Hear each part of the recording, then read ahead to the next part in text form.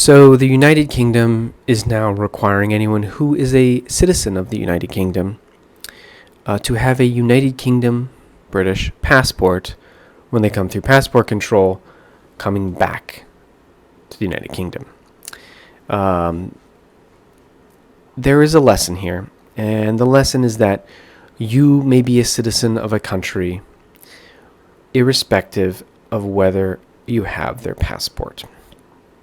Keep in mind that if you are a citizen of a country, that means you still have the rights and obligations relative to that citizenship. Legally, you still have the right to vote if it's a country that allows voting. You still have the obligations to that country if that country were to, say, require registration for the draft or require one to participate in a jury. All of these things are the rights and obligations of citizenship, and that occurs whether or not you have a passport. But if the rules change, suddenly you might need to get a British passport. I'm a citizenship by descent consultant and genealogist, and so that is surprising to me that someone who might be a British citizenship doesn't have a British passport, but it does happen, particularly for people who might live abroad in a country that has favorable relations with the United Kingdom, and so they assumed freedom of movement within the realm.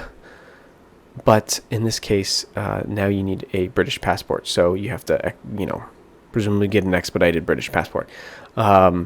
If you have citizenships out there that you know you have, I highly suggest that you get the associated passport, not because it's something, even if you don't want to proactively use it, but in a way for a defensive measure should there suddenly be a policy that requires you to move or operate with their passport, particularly within their borders, because citizenship gives you the highest right of entry to the country that issues it.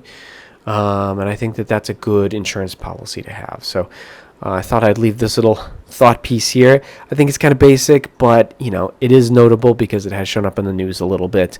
And I think it's a relevant thing to keep in mind. I think that's going to be the case in the future when countries allow for the loosening of citizenship by descent laws. Oftentimes for many countries, it's done through their judiciary system and not through their legislative system. And when that happens, suddenly people might be a citizen of a country that they actually didn't know about.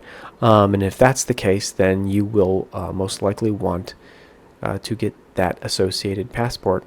You have to get the citizenship recognized and then get the associated passport. So if that's something that's interesting and you want to talk about getting citizenship by descent or think you might be eligible, feel free to reach out to me, Patrick. My website is vexillumglobal.io. That's my genealogical services firm. And we can have a strategy session if you like. As always, we try to make history an opportunity. Cheers.